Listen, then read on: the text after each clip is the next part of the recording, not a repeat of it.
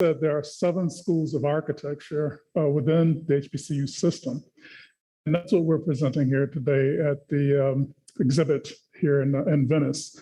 And the schools that are participating within this are, we have a Florida Agricultural and Mechanical University, what we refer to as Florida FAMU, excuse me, FAMU, Florida A&M, which has a School of Architecture and Engineering Technology. We have Hampton University out of Virginia, and it is also located in their School of Engineering and Technology Department of Architecture. Howard University, which is located in Washington, D.C., and they're also in their College of Engineering and Architecture. Morgan State University, the university that I'm coming from, and we're representing the exhibit today, is coming from our School of Architecture and Planning. And then we have Prairie View University in Houston, Texas, and they have their School of Architecture. Tuskegee University, the Robert R. Taylor School of Architecture and Construction, and the University of the District of Columbia, which is also located in Washington, D.C. And it is under the Architecture and Community Planning school or program. That being said, there's the other school that I'm also highlighting, which, and I may say this name wrong, but I believe it's the Louisiana University of Angola. And it would be written in Portuguese, however, and spoken in Portuguese. But those are the schools that are being represented in this exhibit at this point in time. And so I'd like to show at least some of the student work that has been on exhibit, but I'd like to first show the exhibit itself. So if we can go to video number 2, the exhibit.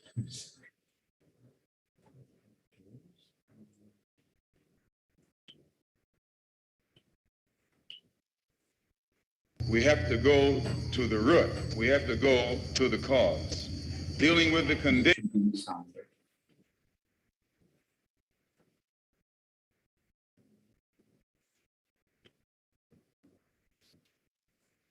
We have to go to the root. We have to go to the cause.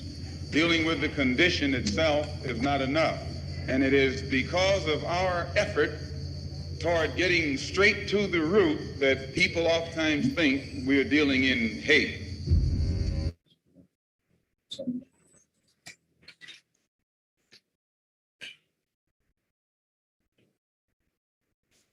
Human rights.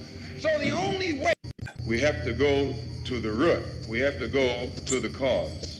Dealing with the condition itself is not enough. And it is because of our effort toward getting straight to the root that people oftentimes think we're dealing in hate. We are oppressed. We are exploited. We are downtrodden. We are denied not only civil rights, but even human rights. So the only way we're going to get some of this oppression and exploitation away from us or aside from us is come together against the common enemy. Who taught you to hate the texture of your hair? Who taught you to hate the color of your skin to such extent that you bleach to get like the white man? Who taught you to hate the shape of your nose and the shape of your lips? Who taught you to hate yourself from the top of your head to the soles of your feet? Who taught you to hate your own kind? Who taught you to hate the race that you belong to?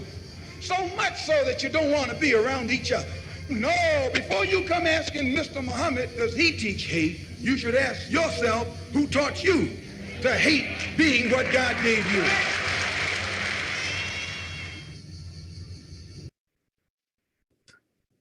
So we'll go to some of the student work. And before we go further with that, I want to qualify that the pavilion itself was actually built by the Kingston University students. I believe Studio NYALI is how they're pronounced, and also Studio 121, and Kingston University out of London, England. So they were the ones that actually put, again, the pavilion together, and we are actually a part of the exhibit inside of the pavilion. And so this is what we're presenting in this context. The student work that I'd like to show, which give us a few seconds and we'll get right there. You ready? Yeah, we're ready to show the student work. I'm just going to highlight a few things that are happening at the HBCUs. and their work. And again, I'm not being able to show all of the student work because it's on exhibit, but all those students will get credit for the work that is being shown.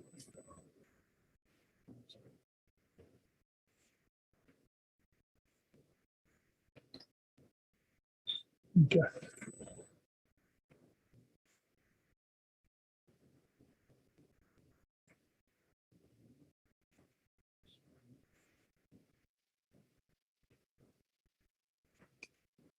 All right. So first, before I show all of the student work, I wanted to just mention Robert Taylor out of one of the first accredited architects, African-American architects in the US. Robert Taylor and Booker T. Washington collaborated and worked together. Robert Taylor got his degree out of Massachusetts Institute of Technology and Architecture and had a bond with Booker T. Washington. Came down to Tuskegee to teach and to work with the students in that area. And they literally built the beginnings of Tuskegee's campus. So there was a sense of design and build that was happening within the faculty and the students themselves, generally out of the need and the fact that we were segregated in that sense that we had to do for ourselves. And also in the sense of Booker T. Washington's philosophy of self-promotion, self-development, self-employment. So some of the other student work here, this is one of the pieces from Tuskegee. This is a student here. Let me see, this is, I believe the student's name is Brudza Peerless. And if I'm incorrect with that name, I apologize, but that's the name that I'm getting. And they are working on a legacy project here in Ghana, or the project was a project that was located in Ghana that they're working with. So the fact that they're doing projects that are located in Ghana, sited in Ghana, gives us that bridge that we'll be talking about later. Also, other projects that are happening, we do often collaborations with other universities and other organizations. And this here is the decathlon, solar decathlon project. And this is presented by Hampton University students under a team that they call Team Tidewater. Okay.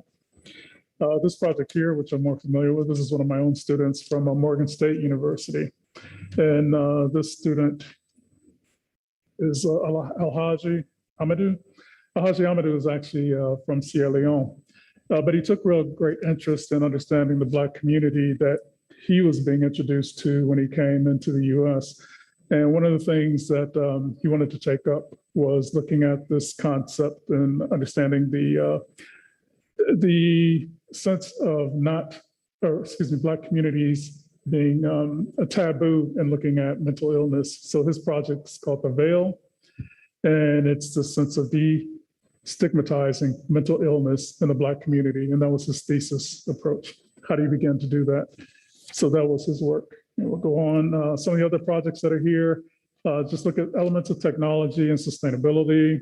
This one is called this is from Prairie View A&M, where you have the container box. And this is by Robert Odiambo, the student. And this here is a project coming from the Luciana University of Angola. And again, I may not pronounce the name properly, but the project is a project on Mbaza Congo's museum. And this is by a student, Gloria Kalanda.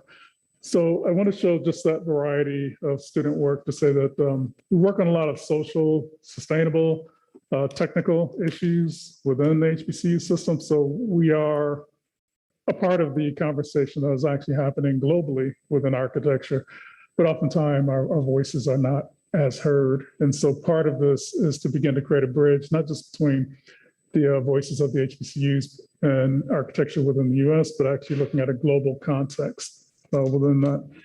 So part of the inspiration for this project, Joe Aseodo, who has been a colleague working with me directly with a conference that we had last year that looked at the issues of African and African diaspora designs and architecture and the conversations that were happening around that.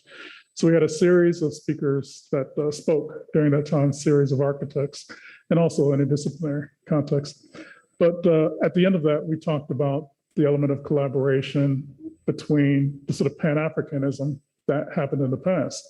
So part of the reason I use these, the protest signs and the civil rights signs and symbols to begin to talk about that is because around the time in the US where you have the civil rights era after, well, during Jim Crow and after around the 40s, 50s, and 60s, you also have the independence movement within Africa that is taking place. So there's a sensibility of trying to find a sense of freedom between race and also between different cultures and also between the African continent. So part of that goal within the Pan-African Congress, which was formed in the 40s and went through the 40s, 50s, and 60s through the independence of many of the African countries, you have a goal of how to begin to stop enslavement, also how to begin to stop colonialism. And those are sort of the focuses. And one of the elements to do that was looking at a collaborative effort among people of African descent that were both inside and outside of the African continent. So that includes South America, that includes North America, that includes Europe, and even that would also include Arab cultures, which had earlier stages of enslavement years ago.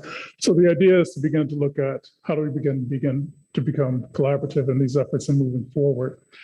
To connect this to the HBCUs, the HBCUs have hosted African leaders in the sense of their degrees. So African leaders, scholars, and current students that we have today attend HBCUs. So Kwame Nkrumah, the first Ghanaian president after their independence, attended Lincoln University, which is a historically Black college and university.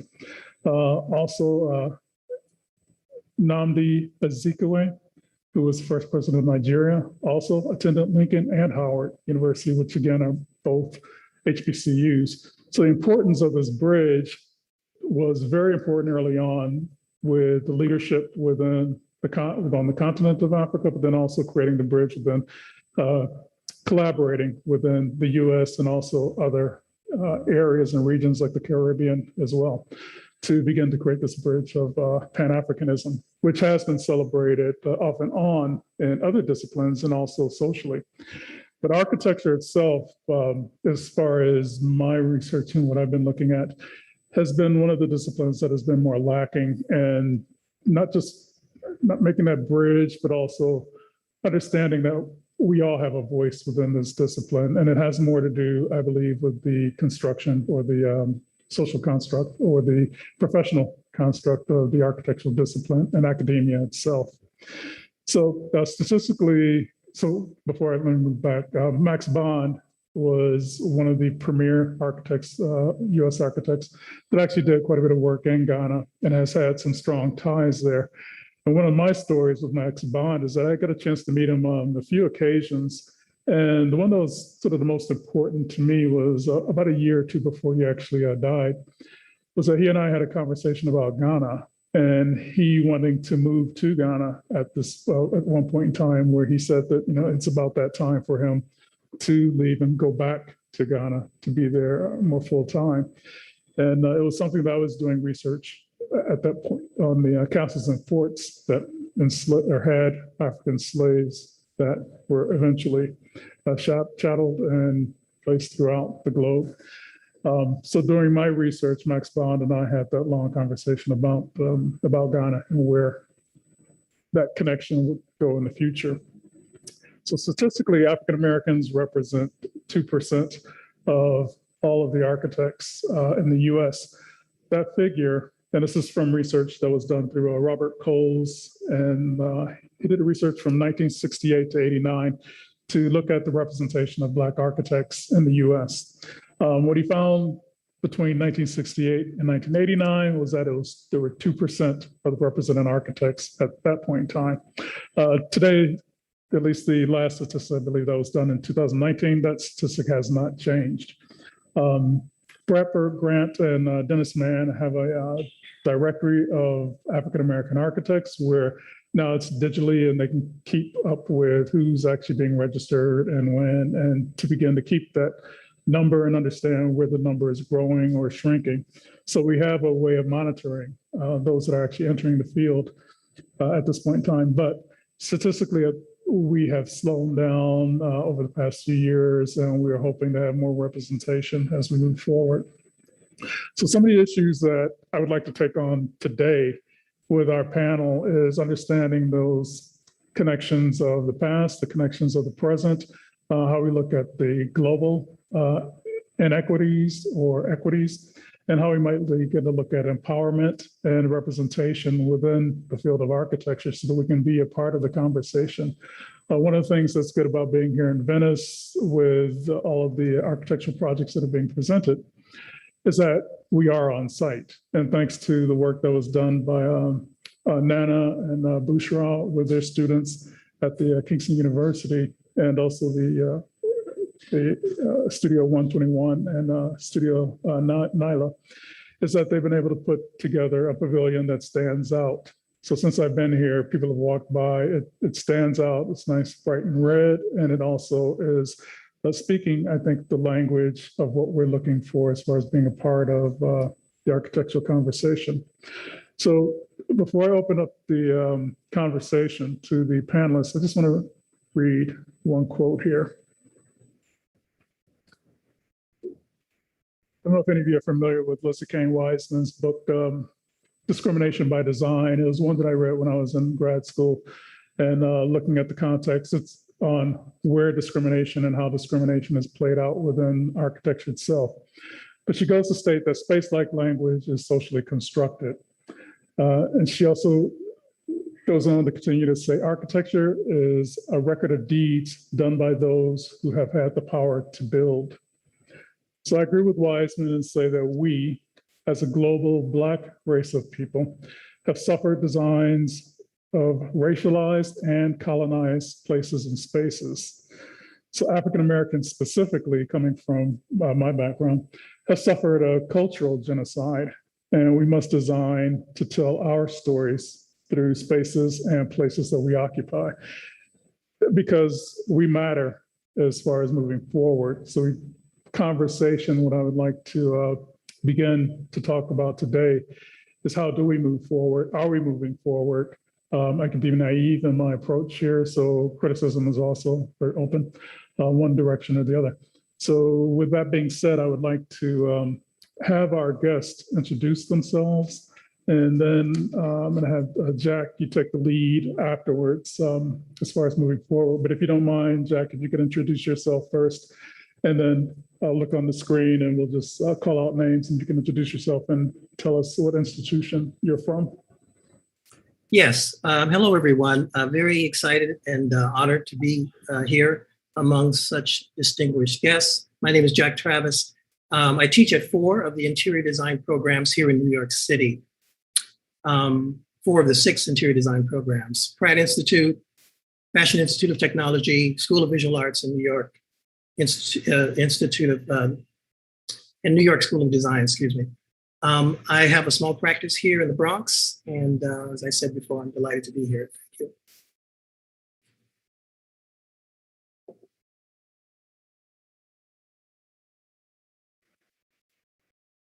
Turn your mic on. Yeah, okay, so you're on the computer now. Bushra, can you hear me? Hi, yes, thanks, Coleman. Okay. Great talk so far. So I'm Bushra Mohammed. I am co-founder and director of Studio NYALI, and one of the lead designers of the pavilion that we saw bits of. And I also teach at the Architectural Association with Nana Varma and at Kingston University, where we had our students help us build the pavilion. Thanks. Okay, and Nana, I'll ask you to speak because you guys were part of the pavilion. So I think it's important for you guys to get out first. Brilliant. Thank you so much, Coleman, and thank you for having us as part of this conversation. I've really enjoyed the presentation so far, and for me raises a lot of pertinent questions, especially about collaboration, not just to the US and Africa, but also in the European context and what that means. So as Bushra has already mentioned, I'm also one of the co-directors of Studio NYALI, and we teach together at Kingston University in London and also the Architecture Association in London. Our work at Studio NYALI is really concerned with a lot of the things that have been described already in your presentation. It's about that cultural dialogue, cultural continuation, and what it means to be part of the diaspora.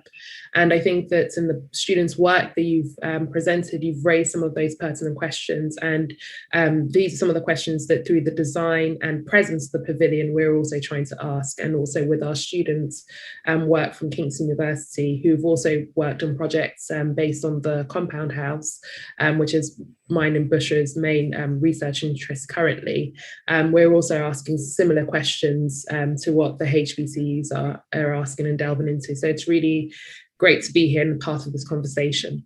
Thank you. All right, thank you. Let's go to Kwesi, Dr. Kwesi Daniels. Greetings. It's an honor to be here representing the HBCUs. I'm Dr. Kwesi Daniels from Tuskegee University, and it's just an honor for me to see our students on the stage and getting the opportunity to demonstrate the quality of work and the type of work that we engage. I was just talking to one of our faculty members as we were looking at how do we design one of our third-year projects. And she asked, where should we go? I'm looking at Darfur, I'm looking at all these conflict zones. And the conclusion was, let's look at stuff that's happening right now. Haiti's got, major issues, Afghanistan, major issues. And the value of HBCUs is that we can have those conversations in addition to our own as we are, preparing our students to address Africa Town next semester. So the fact that we're able to demonstrate that the way that we teach architecture is definitely outside of the norm, because this is a part of our curriculum. It's not an aside by one professor who decides to kind of just break away from the fringes. This is at our core, that social equity is just who we are. It's not an aside to our architecture. So thank you for allowing us to be on the stage, Coleman. I mean, this is great. So I look forward to the conversation. Yeah. Okay. Let's go to let's say Angela Mingus. Introduce yourself. So hi everybody. My name is Angela Mingas. I'm from Angola. I'm in Luanda right now. Greetings to everyone, to everybody. It's a pleasure to be here and to be able to discuss some of the issues that are very issues. And I'm talking about not the fact of being Black or African, but how are we supposed to make a difference when what we teach, what we are taught, the difference that we are actually making in our cities, the quality of our people's lives in our cities, and how do we deal with the post-colonial mentality that unfortunately is still amongst us and very strong. I believe that probably stronger than ever, because I'm a daughter of a revolutionary father and mother, and they fought for Angolan independence, and they transmitted to me and to my brothers and sisters this idea of revolution, of how to become an independent country. And all of a sudden, when I'm part of the university and teaching architecture, my question is not, it's especially how to make a difference as an African architect. How do we make our cities look a little bit more like us in terms of the African culture that we have lost throughout more than 300 years? And so we are now dealing with we don't have the same issues that you have. For example, Coleman, you were saying that only 2% of the African-American architects are Black. 2% of the architects in the United States are African American. We don't have that problem, of course. But the problem is that our cities, our landscape, everything that surrounds us is not built by us, okay? And so we are still growing our minds in a landscape that does not relate to any of our cultural background. And so how do we deal with that?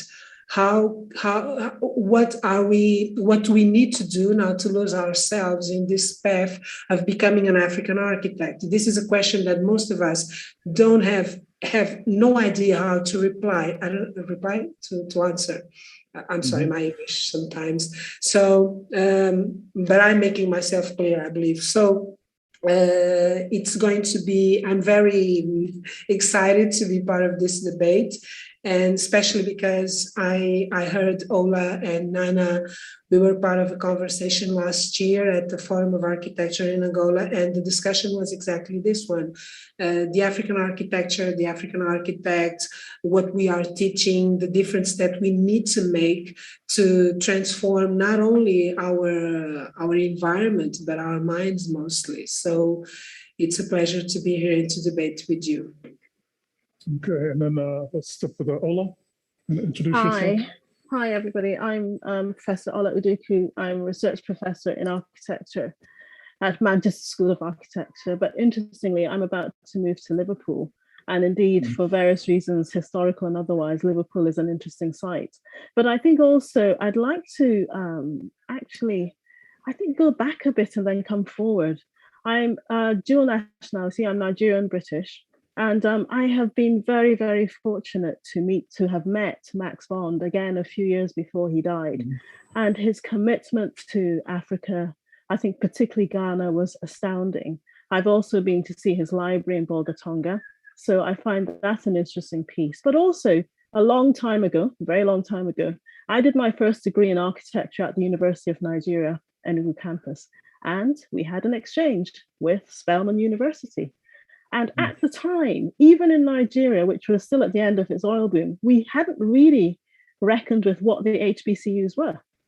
But for me, I remember because I actually still have the T-shirt. And I have to say, and it's interesting, culturally, I can think more about Morehouse and the fact that Spike Lee went to Morehouse and so on. But this whole HBCU thing, as has been mentioned by Coleman, is actually critical to how we look at actually higher education.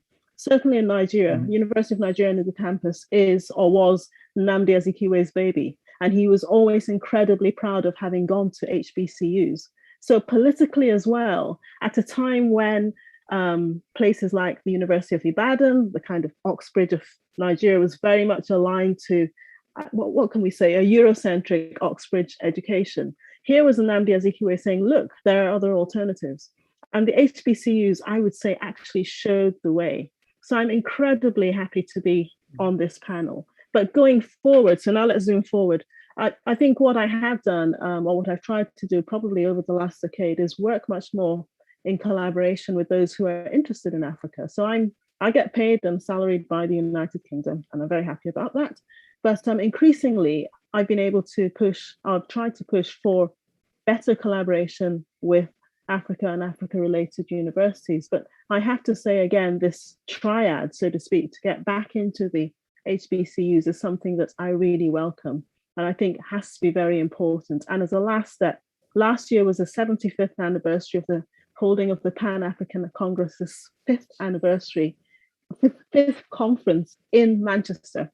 And I spearheaded the celebration of that. And by doing that again, interestingly, I had to go back to read my history about what Pan-Africanism was and is. And again, the centrality of the HBCUs, the work of Du Bois and so on, is something that we all need to pay attention to. And we owe it to ourselves to make sure that we imbue this in the next generation. And architecture, indeed, in some ways has been a bit of the Cinderella when we look at the arts. And it's really important that we start to have this conversation and we let the youth particularly get involved and have their voices heard, both in architecture. I'm very much interested in also setting up writing workshops where we work with young architecture graduates in Africa to start writing their histories, because I have to throw in the African proverb, if we don't write our history, other people will. So I'm really happy to be part of this conversation. Thank you. Yeah, I think I've covered everyone there, and I appreciate your comments, everyone's comments. One of the things that I think is very critical about what was being said, as far as Ola, you're talking about to me, the system of architecture right now has actually broken us apart, where we talked about Pan-Africanism years back. But as far as with architecture, we tend to have this more separate mentality.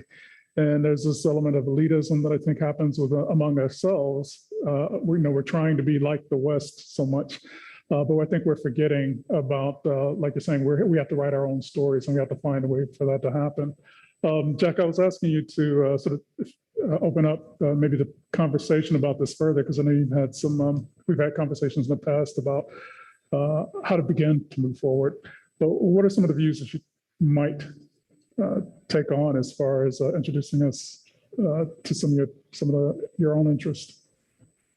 Well, first of all, it's a pleasure and again, an honor to lead off the discussion. And I'd like to actually cut to the chase to architecture, because we are environmental designers, which oftentimes focuses on architecture, but includes urban planning, interior architecture, and interior design, which I think are two distinct disciplines. And as you know, I teach at 4 of the 6 interior design programs, having 2 degrees in architecture in my background. And I think interior decoration, as well as landscape architecture, are the 6 disciplines that we sort of represent. It's design of the environment. And the focus for me is about how to make an aesthetic. How do we represent visually the neighborhood in terms of spatial dynamic, certainly formal dynamic, and also in terms of texture, pattern, materiality, and all those other aspects. So as Coleman knows, I have a studio at Pratt. It's an option studio, which means the students chooses the professor, and the professor pitches a project, and my projects are Black culturally specific projects, and my studio often gets the most students. However, none of those students are Black and Latino for the overwhelming majority of the time. But those students, most of them Chinese or from Asia, do an incredible job. And they have the talent, they have the background to think outside of their own culture, to do someone else's culture in a most incredible way. And when you look at a number of architects on the continent, like Patrick Dujarric, for instance, who was in Senegal, passed away just recently, or Xavier Villalta, who was on the east side of Africa, Kenya, and Ethiopia, and the kind of work that he's doing, and a number of others, and they're able to do what I consider to be, anyway, very interesting and strong formal dynamic. I mean, there are buildings that move me by the, in an intuitive sort of way, by the formal dynamic, by the visual dynamic of what I see. So over the last 20 years, I've developed what I consider to be 10 principles of Black architectural aesthetic investigation. I mean, that's how I like to think about it.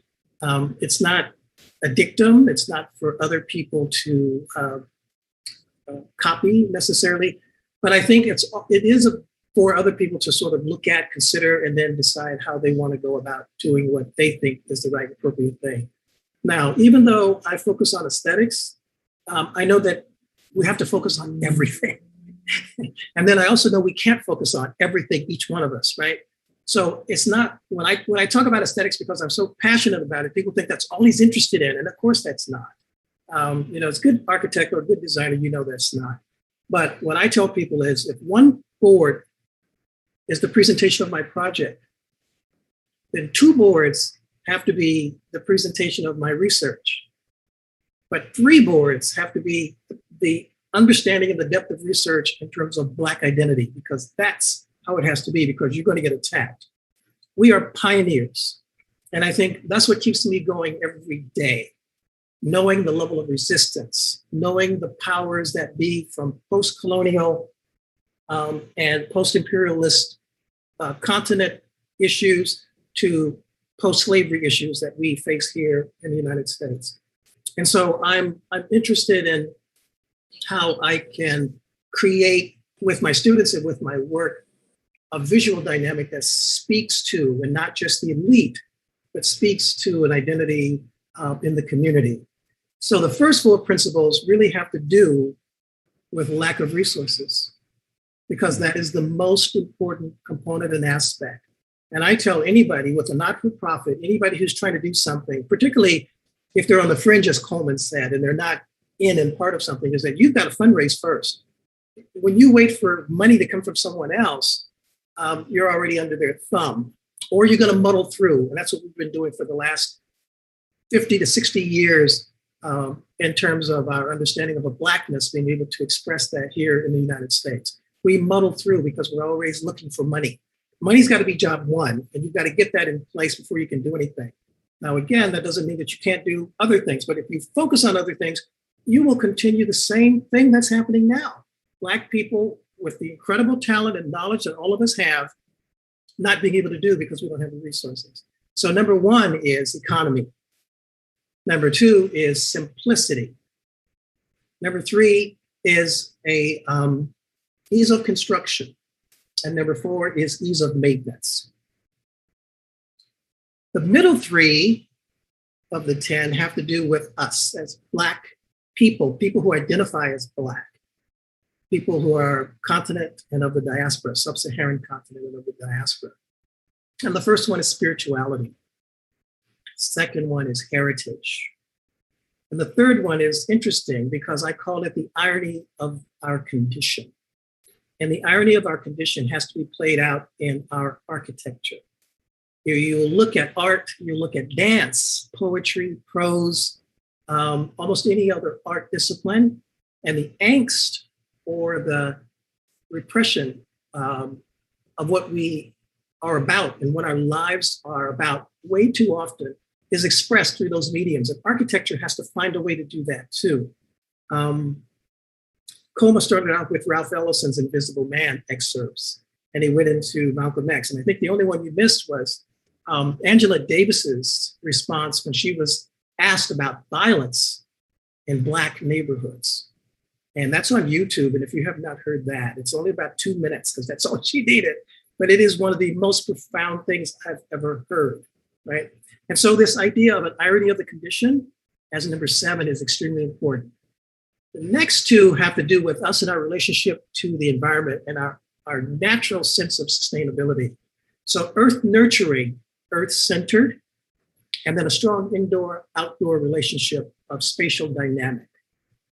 And then the last one really talks about design or design issues, and that is an intense use of color, texture, and pattern. And when these things are missing in projects by Black people for Black people, that to me, our soul is missing. We start with that.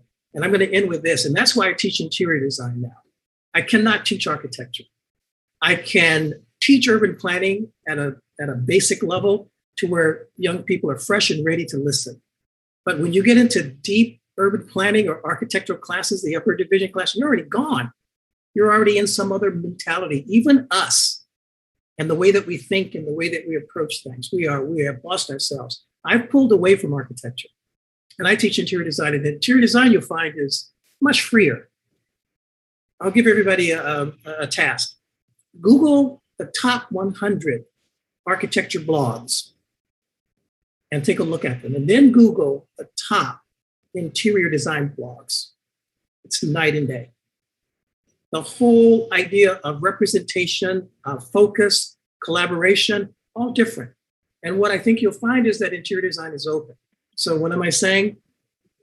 Black designers should be studying interior design first, because that's how we can appropriate space and we can create and transform space, even if it's interior architecture, much, much easier, much better than architecture, which has so much power of resistance, takes so many resources, takes so much time. And then I think that something will evolve from interior design to the larger scale and to maybe even urban planning. Last comment, space design is very, very difficult, if not impossible. I think it's the stakeholders who determine whether or not space identity is important and appropriate. And if we're thinking about how to create around that space appropriately, then that space might have some meaning some connection, often intuitive and not cerebral, to the people who it's intended for. Thank you. And thank you, Jack. I appreciate that. It's a lot of information that you, I think, given us to think about. Before we move on to our next, I just want to introduce George, James George. He's come in from the Hub CT. George, James, can you give us some background of just who you are and who you're representing? You have to turn your sound off. Hello, everybody. My name is James George. I'm an architect from Nigeria. I practice internationally. I run a little practice in Nigeria and Dubai and South Africa called HTL, Hub City Tech. We are Pan-Africanist in our approach to design, but not in our output. We are not, we're chasing a dream for Africa that architecture can foster, to give people some form of liberation that economics hasn't been able to do. So architecture is stark and cheap, so that it can enable all other forms of urban life and development to happen through it. On a personal note, I'm an artist and basically thinker, and an architect in the daytime. All other times of the day are occupied by other things. I'm participating also with Joe as a co-curator in the next exhibition happening after Coleman's exhibition. And I also do some work with ArchiAfrika. Thank you. Yeah. All right, so I just wanted to, does anyone want to comment or feedback from Jack's point of view as far as, I say, any type of perspective? I'm happy to jump in. I really enjoyed, Jack, your comments. Really brilliant to get to know you. But yeah, I feel about the last point on kind of giving up on architecture almost. I completely understand, and especially your point about time. It's almost, it's disgraceful, really, what we've let happen to it. But I think that architecture is almost finally trying to make up for lost time and trying to fill the vacuum. But I think what's most important in terms of what we're trying to do now is really balance the narrative and create the repository that it didn't exist in a way. Obviously, Ola's done a lot of work contributing to this, but that's where we feel our research really contributes to the fact that work hasn't been done in a lot of ways, and because of the lack of resources, things have been left by the wayside. And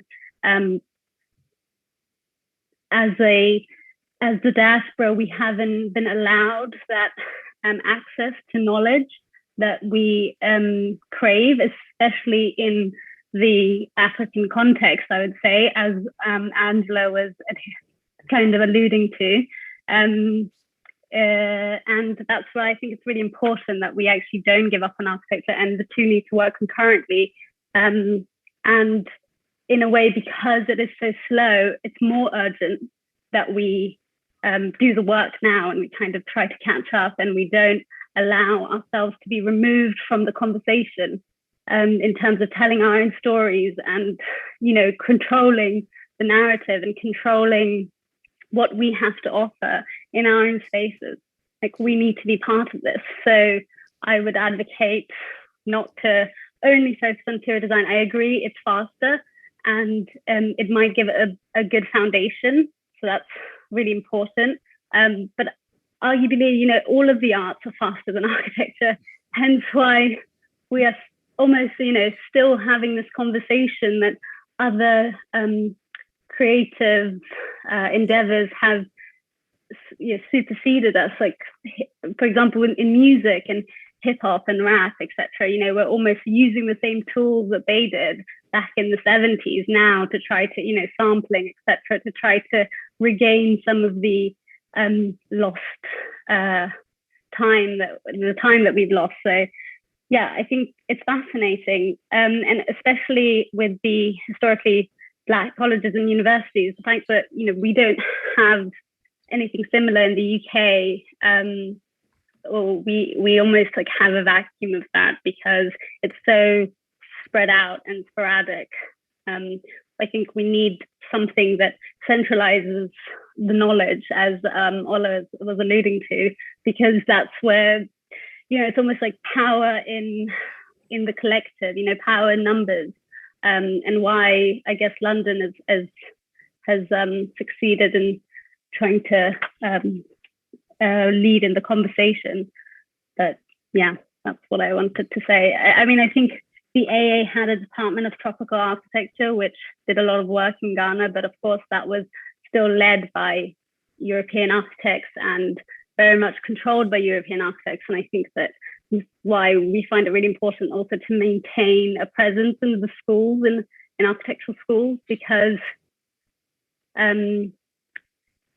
even though working in practice helps with driving the economy, the research, if it's not done in tandem with the research, it's kind of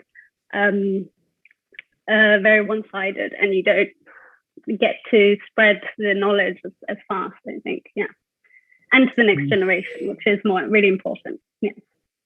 I think anyway, just to sort of add to what you're saying, the one thing that I think is important about the HBCU. So I did not attend an HBCU for my undergrad studies or my graduate studies. I fell into it after working at what we qualify in the US, or at least at the HBCUs, as predominantly white institutes or mainstream universities. That's what I attended. That's what I went to school. That's where I initially started teaching.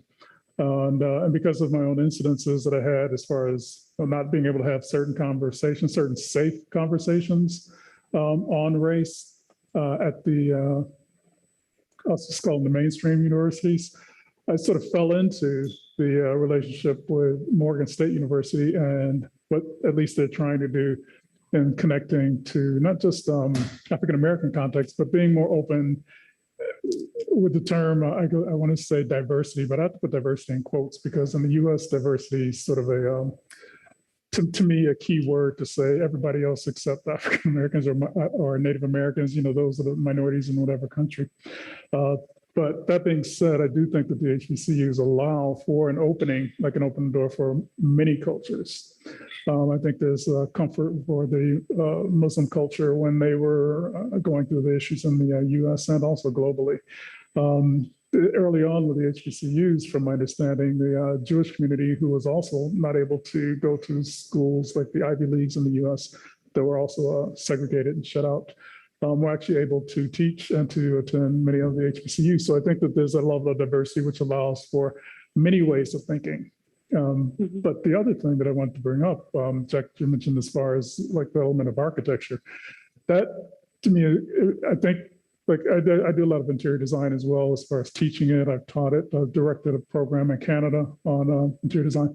I think those are very accessible. Like you're saying, the one thing that I think is different when you're on the African continent, when you're in Angola or places, it's like you're saying, it's not, they build, they have access to architecture. The architects can build. James George are an example of that as well, being able to actually build the architecture and don't have to just focus on the bits and pieces that'll get us there. But I think what Angela mentioned before, there is a colonial mindset that I think still exists. When I would go into Ghana often to University of Kumasi, which is Kwame Nkrumah University of Science and Technology, where they have the architecture program. I think a lot of the work that was going on there still was really about the sort of colonial mindset and how we, instead of moving forward in our own stories, again, like what Angela had mentioned before, I think a lot of times we're moving forward trying to be like the West, but not really understanding that that we have a mirror to look at to go forward. So I'll stop there and let someone else jump in. please, if I could contribute to that.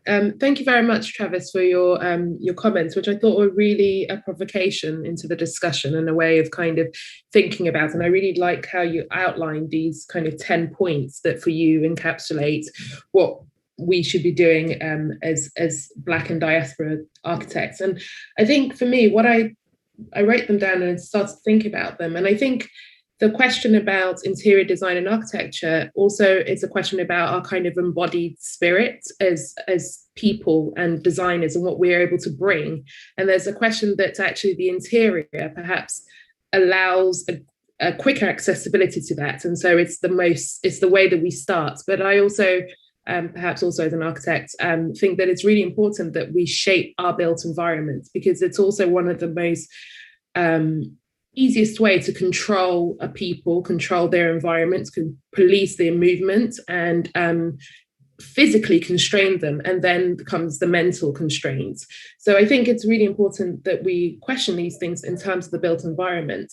I think it's really interesting talking in this context, especially understanding the work that the HBCUs do and thinking about our own condition in Europe and in the UK, and how in some ways, I feel like we are so far behind in these conversations, because these conversations are not even, they have just started, if I'm honest, and that's following the death of George Floyd. That's where we are. So we're not even having these conversations aloud where, for instance, Jack, you're talking about the programs within your school are, their programs are standalone. They're not seen as, or within the HBCU culture, they're not seen as kind of standalone niche interests, but fundamental things to the practice of an architect.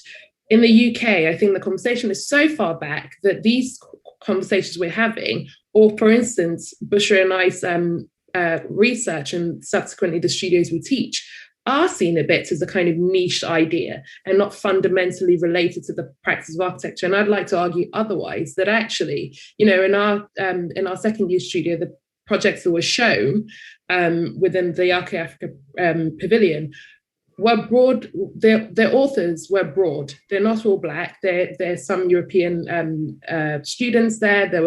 There's some Middle Eastern students there. So these questions, although have been relegated to become kind of niche, only related to Africa, I'd like to offer the idea that actually they're broader, and actually we need to start positioning ourselves as people that are forward thinking, that we're not always behind the curve, that we are actually able to teach the rest of the world how to design better. We're in an age facing a climate emergency, and I'd argue that countries in the global south are already ahead of that learning on how to deal with the climate emergency. We just haven't been allowed to step forward and say, you should listen to us because we also know something. And then the other side of that is how the African continent itself relates to this body of knowledge that we already have. And we have seen it as unfortunately inferior. And we've seen the things that we deem important relegated. So Jack, you mentioned spirituality, heritage, and the irony of architecture, but then you also talked about color, texture, pattern.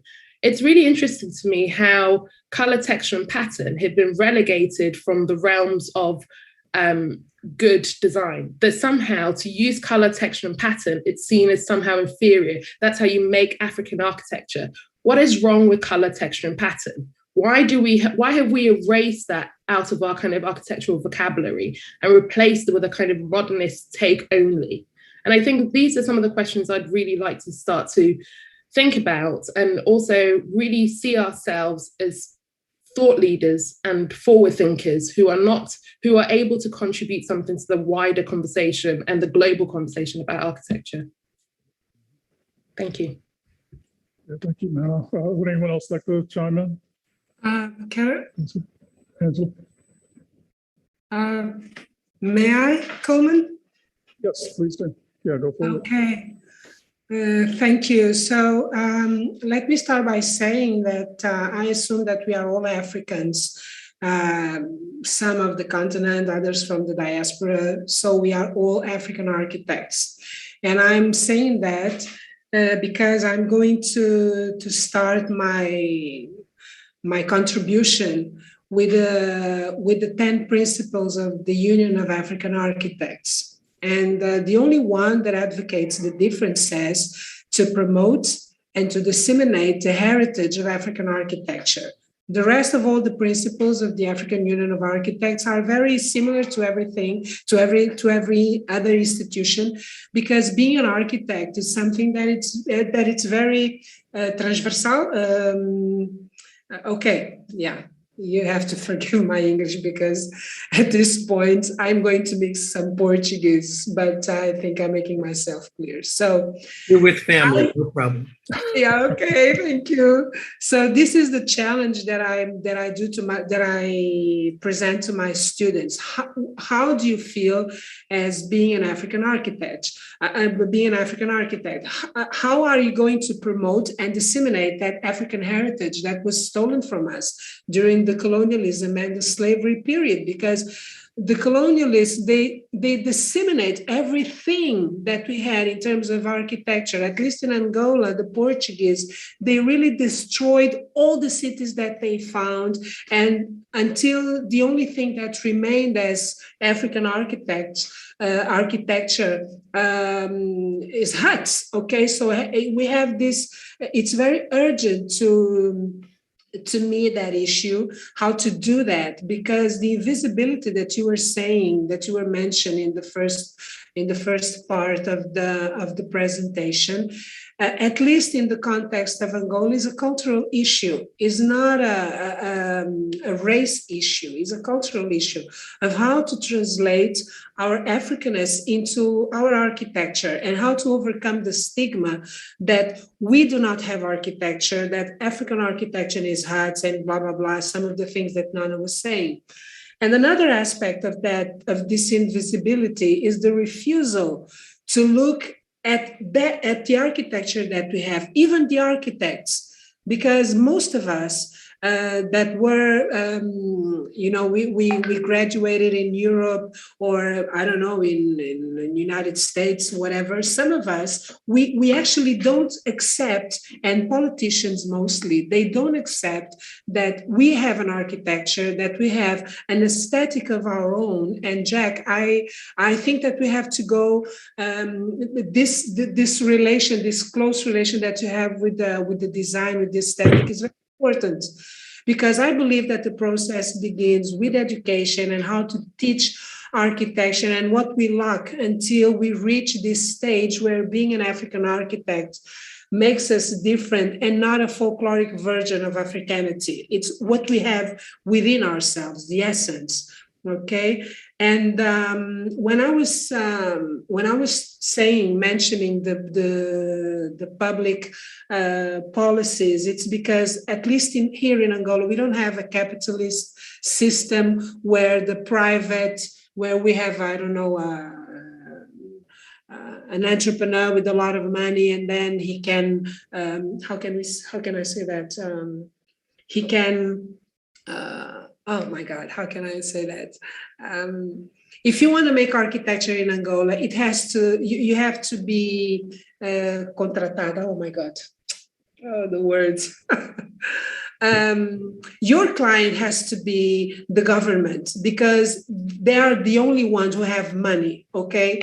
I believe that in the United States, for example, it's a very different context, because you have a private system, a capitalist system that make a private system able to pay, to be a strong client. In terms of, in the Angolan context, either it's the government or, okay, you're not going anywhere, because it's not the same as painting a picture or singing some songs or dancing. No, architecture, it's expensive. And if you want to make a difference, it's very expensive. So we have these two segments that go on the same, they cannot be very, there has to be a balance between the education, because it doesn't matter if you have a lot of money, but you don't have an African mind in terms of architecture, aesthetics, because you can, if you don't know who you are, if you don't know where you come from, what are the genesis of what you are designing? It doesn't matter if you have money, if you're Black, if you are like evening, okay, black as you can possibly be, it doesn't matter, because you have to be Black or African from within.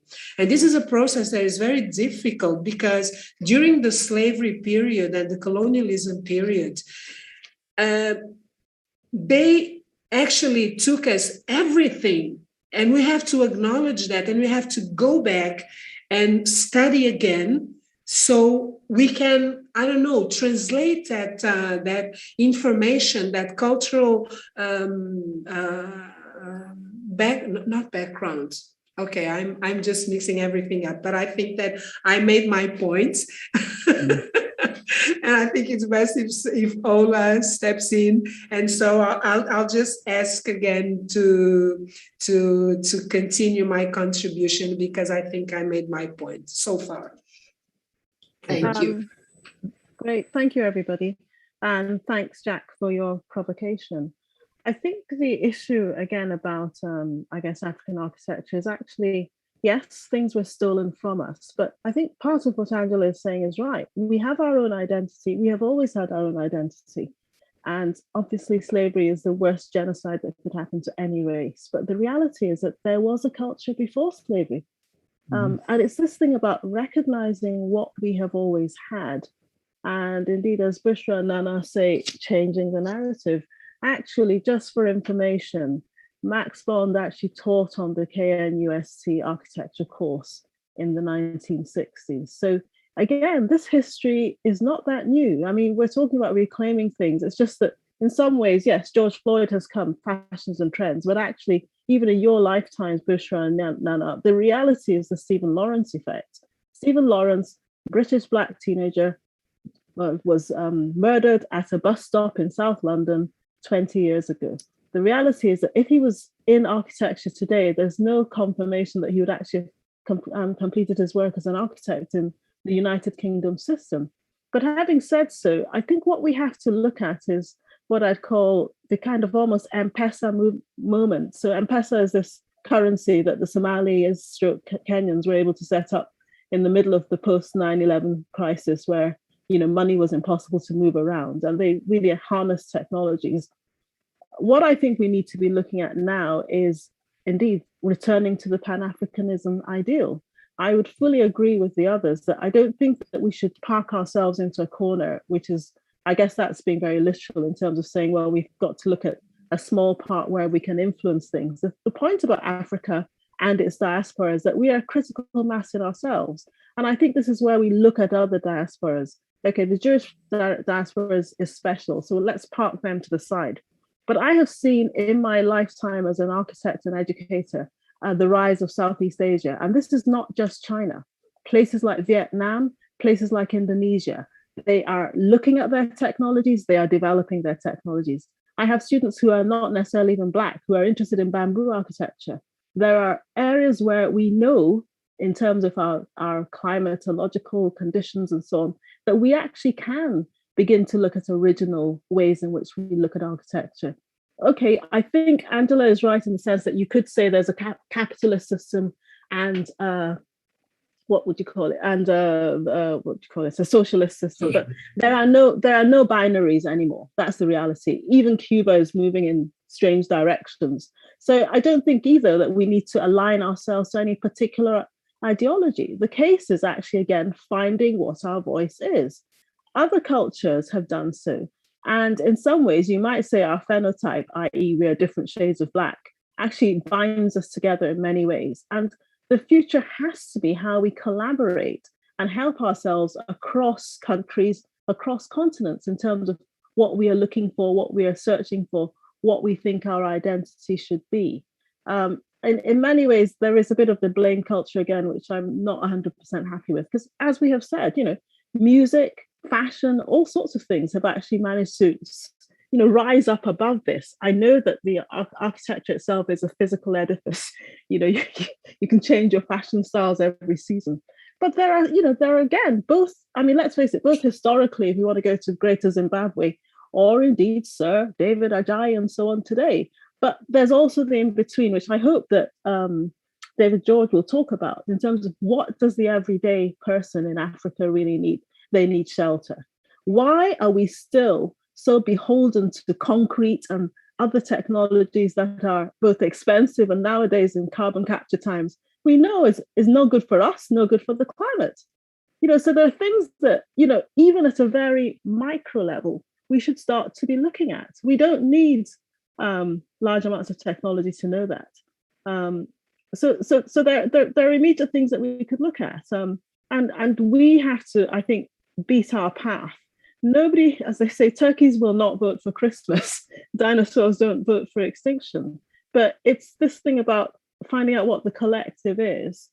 And I think really occupying various spaces, I don't think we can afford to just say, well, this is an area we can have access to. I can see the idea behind it, but I think as a critical mass, so it's not just me talking as a whatever Nigerian British architect in the UK, it's looking at ourselves as a group. Indeed, the African Union of Architects and others needs to really step up in terms of their games and what we want to do. We've had some ideas around African architecture exhibitions and so on, because I mean, at some levels, we could even say, well, Venice, decolonize it. Okwe and Wazo, the late great, tried that with the stuff he did on Documenta. Who is controlling the narrative? And are we able to put our narratives out there? I know it is easy to sort of talk about it academically, but we know that there are spaces and places where these things happen. And indeed, this is a very interesting one. We can all get onto Zoom, thank you, Zoom, and start look at where our future collaborations will be. I think the future is collaboration. And I think our students of the future also, and indeed they are multicultural. So from that point of view, Jack, I agree with you fully. I did an elective course, and the best student was actually an expatriate from Sudan, but the other best student was from Taiwan. So, I mean, I think at some levels, it's more making sure the culture goes through and seeing what, future cultures do. I'm not saying there should be assimilation, but a strong culture. And I think Pan-Africanism are looking at it, but there are different identities across Africa and wherever else people of Black origin are. And that is something possible to actually explore and to develop and make sure that the narrative is not taken over by others. I mean, that's the slight worry. When I hear that there will be a Bauhaus being built in Africa, my hair stands on end. We have a lot and we need to Yeah, that was horrible. Yeah. Oh, I'm sorry. I couldn't possibly comment. Well, I was just going to say, I think the element of collaboration for what we're trying to push, to me, is very important. So again, I'm coming to this as I guess I look at the context of the African American in particular. Specifically, we have a cultural genocide that has happened to us in a way that, when I put on kente cloth, or when I put on a mud cloth, or when I put on something that is a local representation within an African country or African region, I'm representing a myth of what I believe Africa is for me, because that's all I have. So I have to begin to do whatever research I can to find out about whatever local elements, or if I do a DNA test or whatever, and depending if that even makes sense for me to go forward. But I think that that's why it's so important to do a collaborative sort of an effort, because I think we both have benefits that we can assist with each other. The colonial mindsets of many of the African countries, the cultural genocide that's happened there, as far as having the artifacts taken away, having so much of their, what Angela was speaking of, having so much taken away from your own land, and then being taken away from your land. Those are crimes. Crimes of humanity that we have to deal with. So I think for us, and I'm speaking to myself in the sense of my own understanding of African Americanness, is that I go, I visited many countries in West Africa and Kenya and Ethiopia, and I'm taking bits and pieces and sound bites of understanding how I go about doing my own design. And so to me, when I say Africa, it's almost a monolith, and trying to understand how those pieces all go together, unless I have a project specifically in a local area. But I'm going to leave it at that and move forward. But let me just ask Kwesi, did you want to add in any sort of comments for our forward? Yeah, I think James George had wanted to say something. Yeah. So I'm go first. I'm sorry. Yep. Okay. I'll just make a few comments. I think I'm happy with this discussion because it's an opportunity usually to have conversations like this. Practicing in Africa is a little bit different from practicing around the world, not because of the lack of technology and all that, but because of the opportunities that are abound that people don't see. So it's really difficult for an architect who wants to mine those opportunities to create anything out of the ordinary. But my conversation will hinge around a few subjects. First things first. In Africa, what colonialism has left us, we tend not to look at it from this perspective. But what colonialism has left us is an architecture of fear. Not that the people are afraid, but that the Europeans came and didn't understand the climate. So they turned architecture into a fort, into a barrier against the climate. So instead of working with the climate, like how our traditional architecture works, it works against the climate. Therefore, the windows are as small as possible so that you can block out all the sun. There's that large overhang so that you can block out as much rain as possible, instead of trying to reuse those natural elements, which is a key element in our architecture. This is this kind of thinking that we need to collectively or individually come together to make manifestos about. If we make manifestos that are strong enough for our students, that can push our students in a certain direction, then we will need to run from architecture to interior design, because architecture itself is very slow, but manifestos are quick. Manifestos don't have to be great.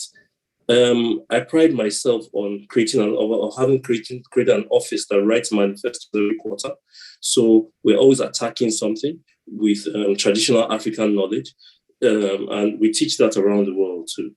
The question and what I have realized over time is a few things are missing from the way we practice architecture that have made us forget that we're in a cultural war with the West.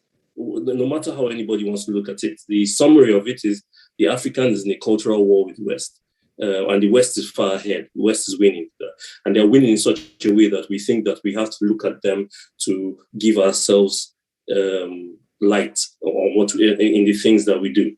And what's missing from our architecture that I can see is that there's no real definitions. Our traditional architecture is filled with definitions, even if as subtle as possible. But when you mine the architecture, you find definitions. Then there are no canons. There's nothing for us to refer to. When we have to refer to architecture, we have to refer to Western architecture. We have to refer to Corbusier. We have to refer to Villa Savoy. We have to refer to Buckminster Fuller. There are no canons. Nobody is developing these canons. These canons are typically developed by people, by reading traditional architecture and creating new forms of interpretation.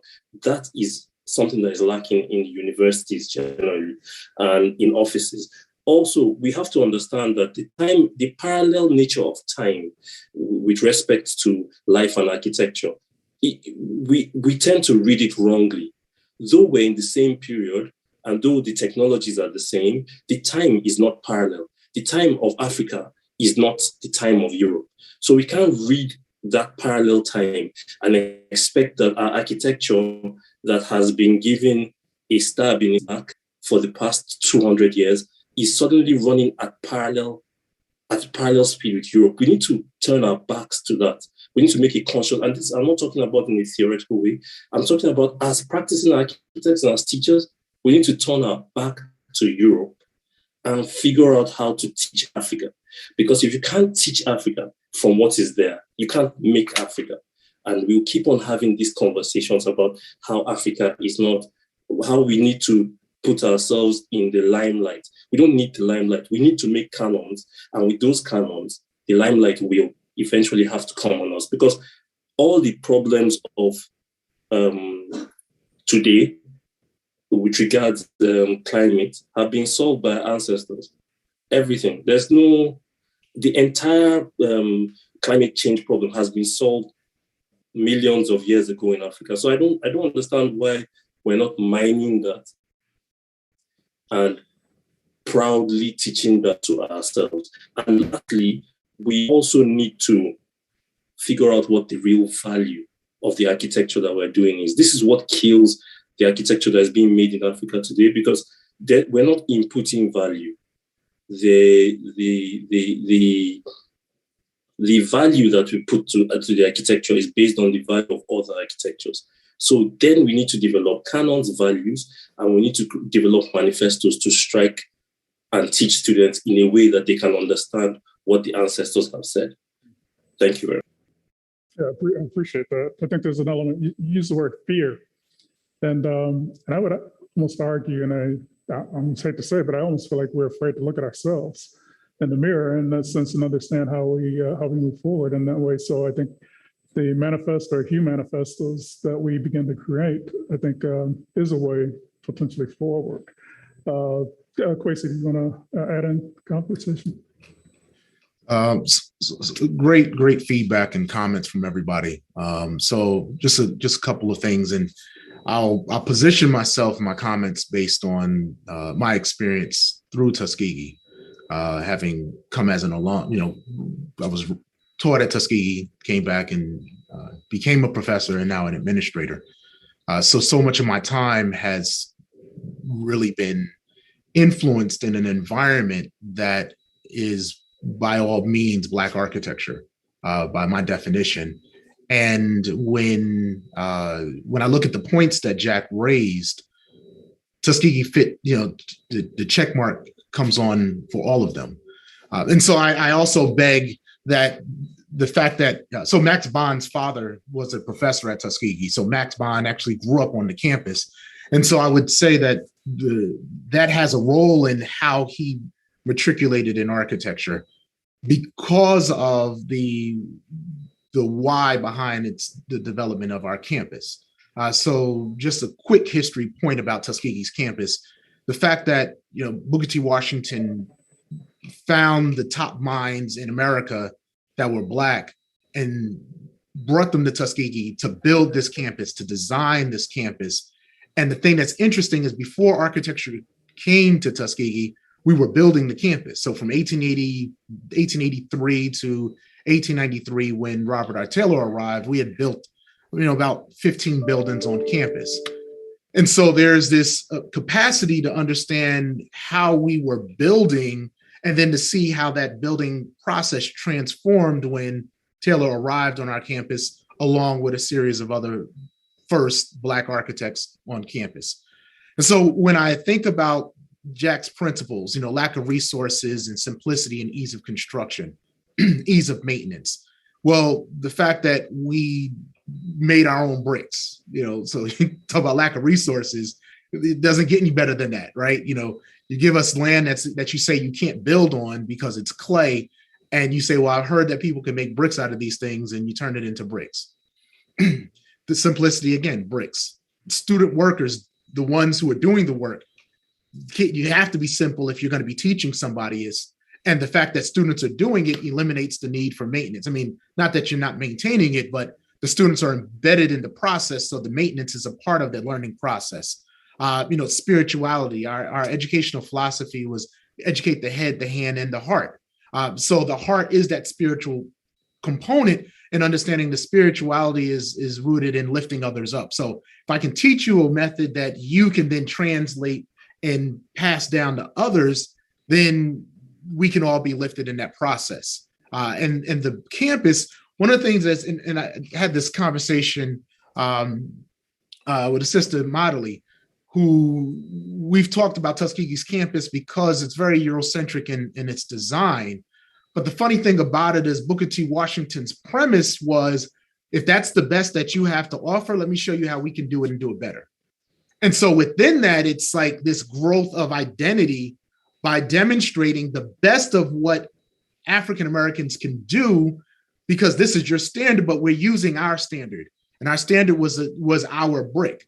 So our brick standard is being used to build buildings that you can understand, because we recognize, or he understood, that architecture is a language. And so if we're trying to demonstrate what African Americans can do, where you say we're not allowed to be educated, right? And then we can't even educate ourselves. Well, I have to speak in a language that you can understand, and that was done through the architecture. So the thing I find very, very interesting, the irony of our condition, the use of material within America. One of the elements that's an irony of our condition is if we build it, they burn it down. So excuse the language, but you're damned if you do, you're damned if you don't. You do great, they burn it down. You do bad, they burn it down. So find the value in that process.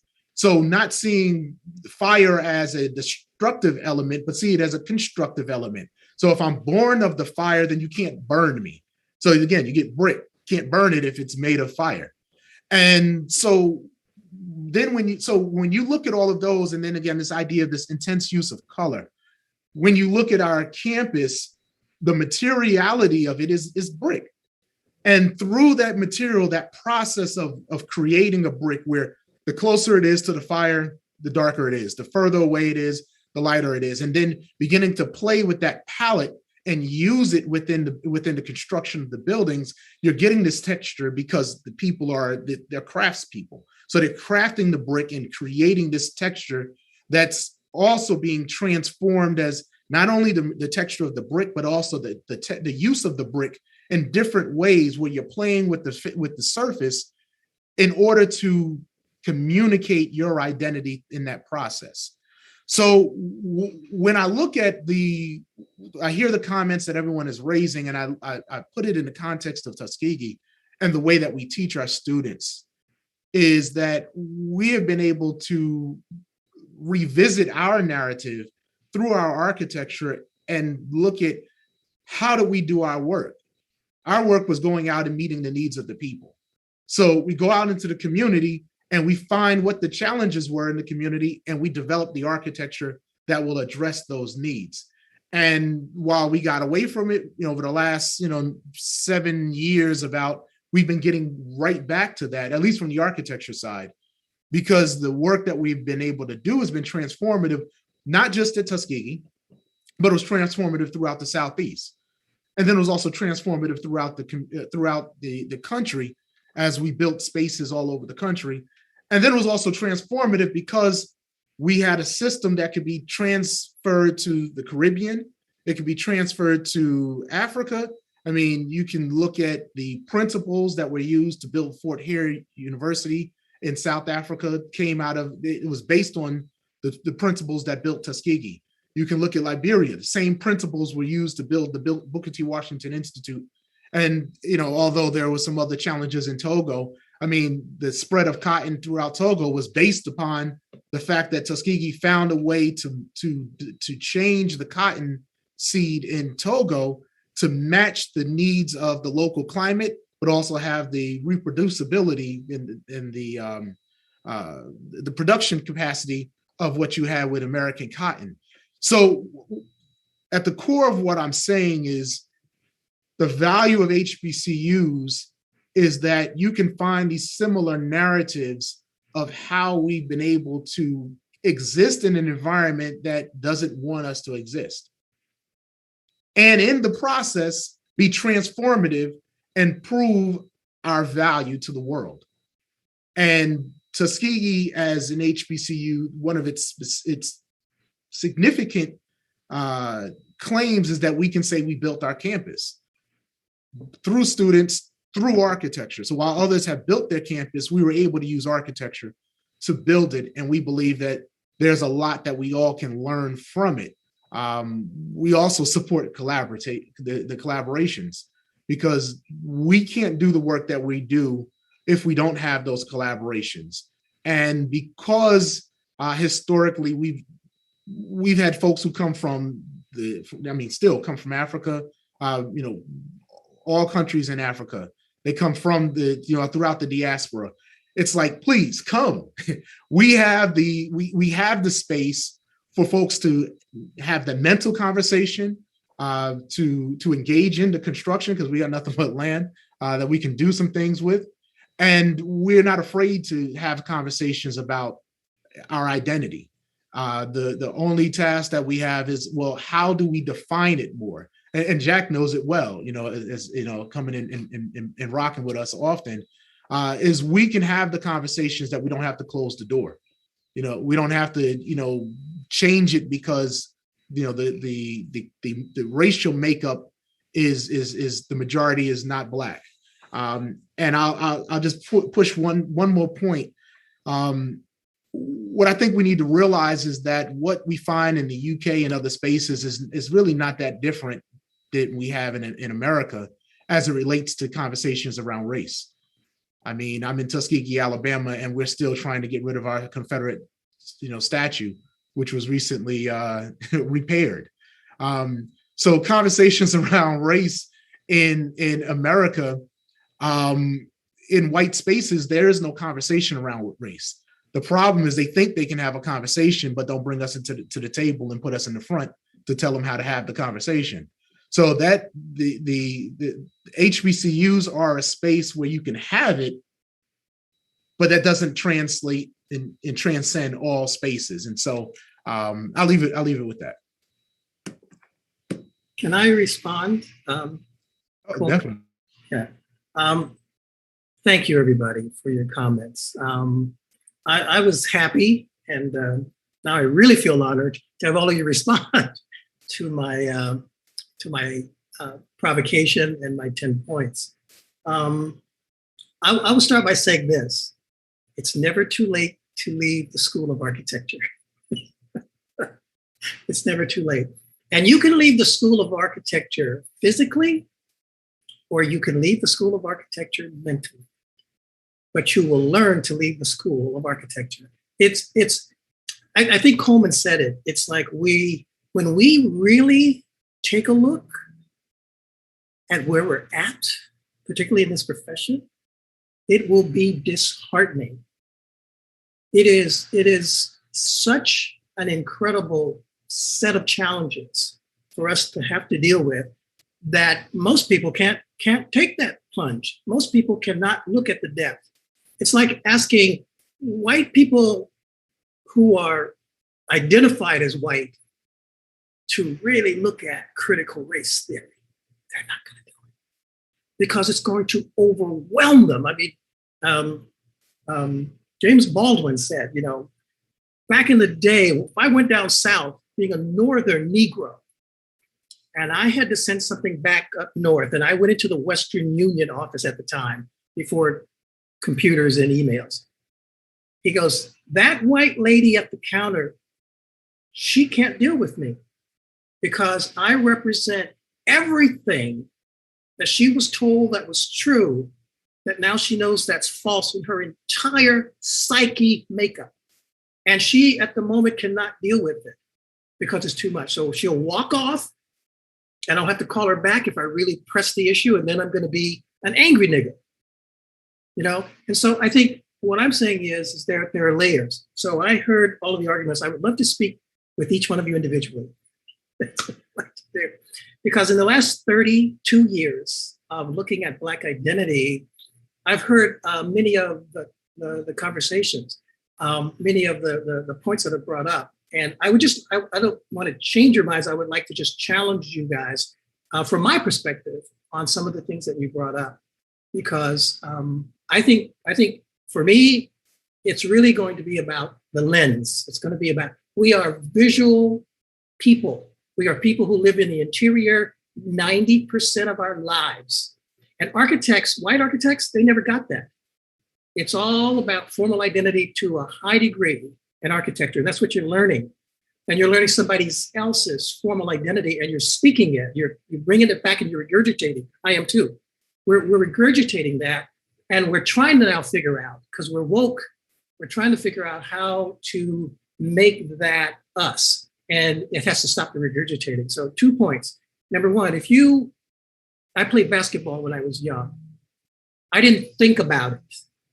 I played it.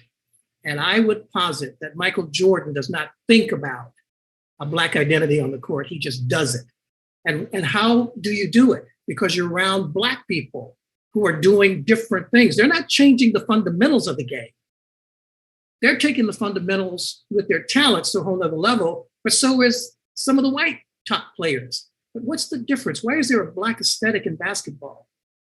Why does one white best guitarist play a guitar a certain way, and Jimi Hendrix plays it a whole other different way? He's not changing the fundamentals of playing a guitar, but it's really about an intuitive, visual connectivity of energy and spiritual soul that I think it was Nana that said it has to come from the inside. It has to come from a spiritual depth, and that's what I'm proposing. I think architecture is a visual, overwhelmingly visual medium, and it says something about power in its visibility, right? So I want to just finish by reading something that a Black St. Louis entrepreneur, as keynote speaker at one of the NOMA conferences some years ago, 2009, I believe, in St. Louis, it is said to us. He said much more, but I'm going to just kind of excerpt it a little bit. He said, quote, "Cities are not accidents. They are conscious creations of humankind. If that be the case, who then is the priest that would minister to this soul? The answer is the architect. The history of architecture is the record of humankind's march to civilization. You see, if a space traveler landed on Earth from another universe, and there were no current signs of human life, what would be the basis for their judgments of the species that lived here? It would be the buildings left behind primarily. What they looked like, how the space was organized, what materials were used, how they related to their physical environment and each other. They would tell our space traveler everything important about how we lived, how we worked and worshiped, how we played, and what were the highest values. They would speak to what is the soul of these people. Form may follow function, but function does not dictate the form.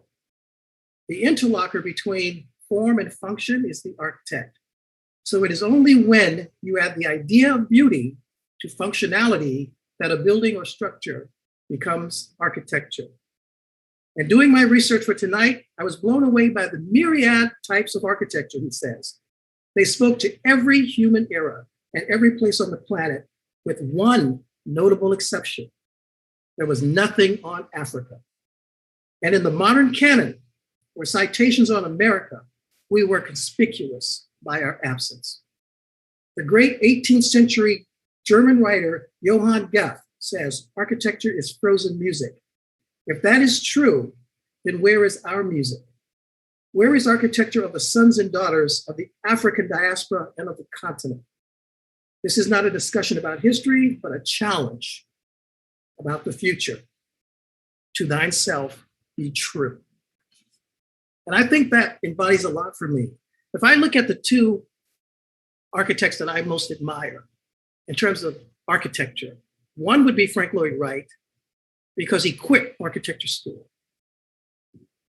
He actually quit engineering school. He never went to architecture school. He became the purveyor of an American architectural identity, which was not really caught on as much as it may have been, because we were so focused as white male architects here on European and Eurocentric architecture. This is a problem. And the second one would be Michael Reynolds. If you don't know who Michael Reynolds is, he's called the Garbage Warrior.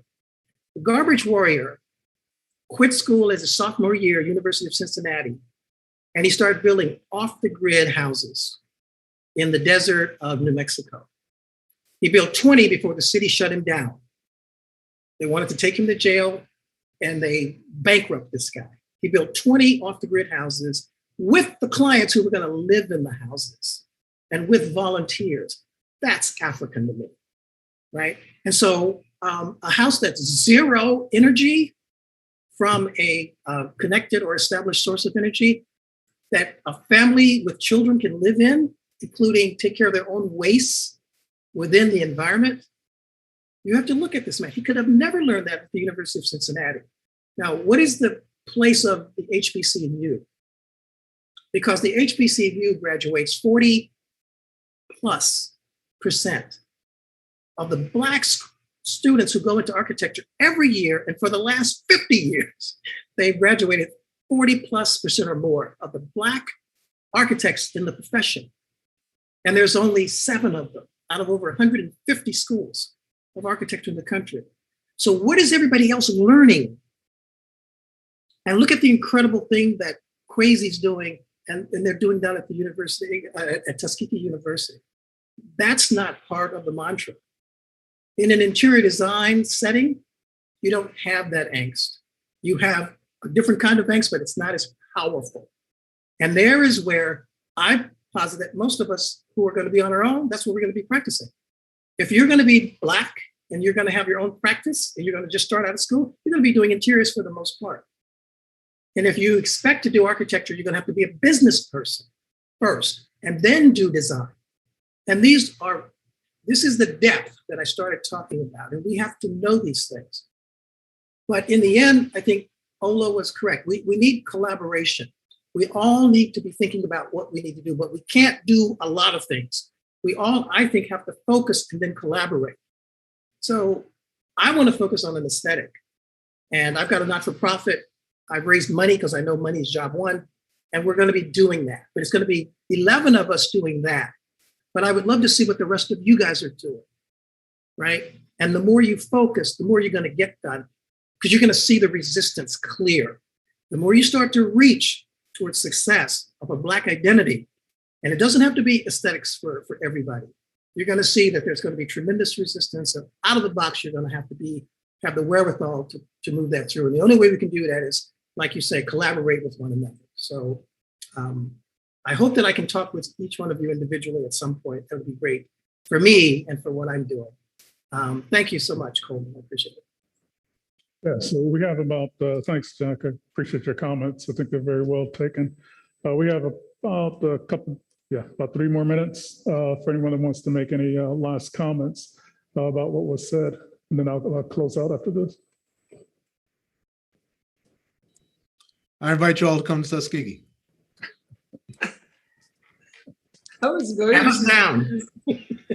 Jack, it would be great if you could, we could continue the conversation individually, and maybe we could have you over Zoom, if not physically, at the AA or Kingston this coming academic year to speak to our students. That would be amazing. I find the conversation really interesting. So thank you very much, Coleman, for inviting us. One more thing that I think business is fundamental to the work of architects and architecture. I think if you're not a good businessman, you don't prioritize that, a businesswoman, let's say, you're not going to make it in the industry. So yeah, I completely agree there. I remember one of the first architects that I ever went to visit, star architects that I ever went to visit, was Charles Gwathmey.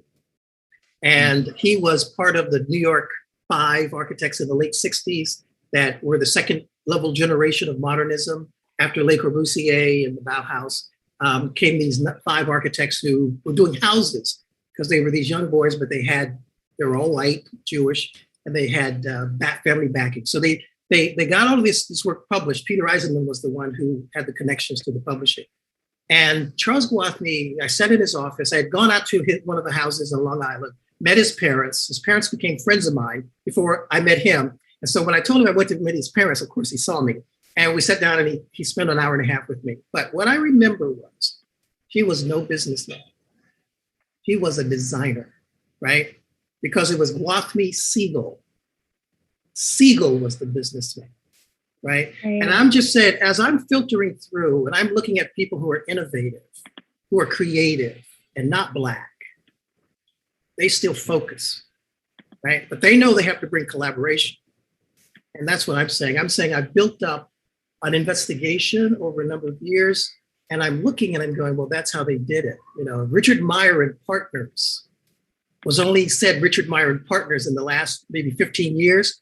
But over the 45 years of the office, it was always Richard Meyer and Partners if you ever went by the office. There were always a ton of other people doing the things he didn't want to do. Not that he couldn't do them, he didn't want to do them. Because why? He was setting the trend for a new, fresh vision of the level of what a new international style would be, combining classicism and the ideals of classicism with modernism or internationalism, you know?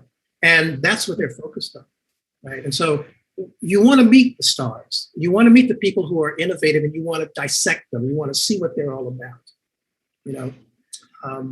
So you want to know that. You have to, somebody has to know business. It doesn't have to be you, but somebody, you're right, has to know it. And they have to know it. Yeah. Yeah. So one of the things I'm going to talk about one story to close out that relates to myself. And Jack, you mentioned sports, and you play the sport. You know, you don't think about race one way or the other. And just as an example, to me, the incident that happened in the United Kingdom with the football/soccer players, you know, the three African British, I guess, background. As far as the players, you know, they missed a goal. And then all of a sudden it's inconvenient to be British. You know, it's like, it's okay to do whatever you're doing because you're playing the sport without thinking, because the sport is what matters. But then you become an inconvenience, and then it becomes about race. That's a weight that we have to carry, as at least myself, I know in the US, a weight that I have to carry that others don't have to. So it's really, to me, like you're saying, it's not about, you know, being an architect. When I grew up wanting to be an architect, I didn't think about race. I knew I wanted to design. I wanted to be an architect. I wanted to do, you know, produce work. And that's what it is about. And then you get thrown into situations, even in academia, which to me is, I think there's so many things that I can say about academia, which seems very criminal in the sense of wanting to push forward in that. But I had an experience my own self where I had a chair at the time. It was a guilt by association. You know, he asked me one day if I was trying to make the white guys look bad. And he was furious at me because another African-American student was upset with his grade that was not in my class. I didn't teach him. I had nothing to do with the whole argument, but there were only six African-Americans out of like 80 or 90 at this school. As far as one of the largest graduate programs in the country. And then faculty, we were only two. Jim Schaefer is a well-known African architect that was there, and then myself. Sharon Sutton used to be there as well. But I had no voice. I couldn't say anything. I had no idea what was happening. So all of a sudden, you know, I'm doing well. You know, they're promoting me. He was specifically promoting me. And then all of a sudden, you know, this happens. I have no idea what he's talking about, but it began to become this black mark on me. I was all of a sudden an angry black man. Didn't even have that background growing up. You know, I grew up in a suburban area in Cleveland, Ohio, which did not have white flight. So I grew up with a very mixed culture of people who fought to not leave a ghettoized community, but fought to stay together. And so that's always been my upbringing. So it's very, you know, that weight, I think, is something that we carry. The other weight that bothers me so much, and the reason I'm sort of pushing this idea of collaboration with us in this conversation, is that, you know, every now and then, I remember when I was an undergrad, like I said, I did not go to an HBCU, but I didn't go, I went to one NOMA conference, I think when I was in an undergrad, because I just learned about it. As a matter of fact, I don't know if that was in grad school. Didn't really know about NOMA. NOMA is the National Organization of Minority Architects, for those that are not familiar with it. And then the universities that I attended did not do anything with, it was almost as if we were very separate from those that were at the HBCU. They're doing their thing, NOMA's doing their thing. Everyone's sort of doing their own thing and not really having this dialogue. And there's this, to me, this sense of battle of trying to be, I guess, the signature architects are famous. And like Jack says, you don't do that on your own. You have to collaborate to move forward. And I believe that is how we're going to be able to move forward.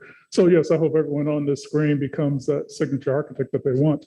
And I hope that somehow we can help move them in that position without feeling a threat that we're not participating with this or not participating with that. Africa, the African continent, West Africa, Nigerian architects, Ghanaian architects are doing phenomenally well. And I think we can learn a lot from them. They can learn a lot from us. when we were in school. I didn't learn about them. They didn't learn about us as far as coming up. So I think that's another part of the story. I did a lot of work with the castles and forts that held Africans after they were captured to be enslaved.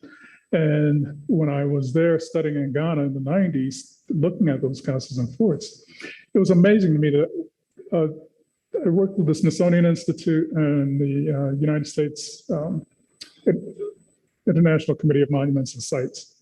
When they invited me, when I got this fellowship to go over there, I didn't even know they existed, you know? So that's, to me, part of the problem. You know, we're not getting it through our education. It's not being introduced. And even today in the US, they're even trying to take away the sense that they're calling basically race-based learning. And that to me is, excuse me? It's 3 minutes to the hour. I just wanted to make one quick comment and give you the final word, if I could, on process, because you brought up the basketball. Just to let everybody know, when I played basketball, I wasn't one of the greatest basketball players, but I played at university level, first year, freshman year. Walked on the team and started. But I wanted to just go through how important process was. I mentioned earlier that if I have one board of presentation, I'm going to have 2 boards of research. But if I have 2 boards of research, I'm going to have 3 boards of Black identity investigation, right? So when I started playing basketball, it was about the fundamentals. Of course, you know, how to put that ball in that basket, how to move around someone, how to control the ball, and how to play offense and defense. So you've got to learn those skills, right? But Black children come with an intuitive sense often with having to be able to acclimate to those skills very, very quickly. So we know that, and we acclimate to those at a high level. And you know, in the CYO leagues, we beat all the white schools. You know, we went to a Black Catholic school. We beat everybody 40-0, right? They had to stop the games because the other teams couldn't score against us. So we know we had that. But beyond that, what happens is if I live in a white neighborhood, I grew up in Las Vegas. If I'm on a team in a white neighborhood, I'm going to learn from a coach in a certain way. But in a Black neighborhood, I'm going out every day without coaches. This is the thing. I'm on the court without coaches. The court is not paved well. There's spots and the ball bounces weird and the ball is not a good ball. And there's oftentimes no net, right? And so all of these issues and all these things are happening. But more than that, when it comes to the 3 boards of process, is the fact that I've got to play against other Black players who have a mentality of Blackness about the game. And they're challenging me, if not forcing me, to have my own Black identity in the game and not just the fundamentals. And I think, again, that's the way playing a guitar was for Jimi Hendrix, as opposed to an Eric Clapton, who is high on technique and absolutely incredible, but you don't want to watch Eric Clapton play the guitar. You just want to hear it. But when Jimi Hendrix is on stage, you want to watch and hear it. And I think that's what we do.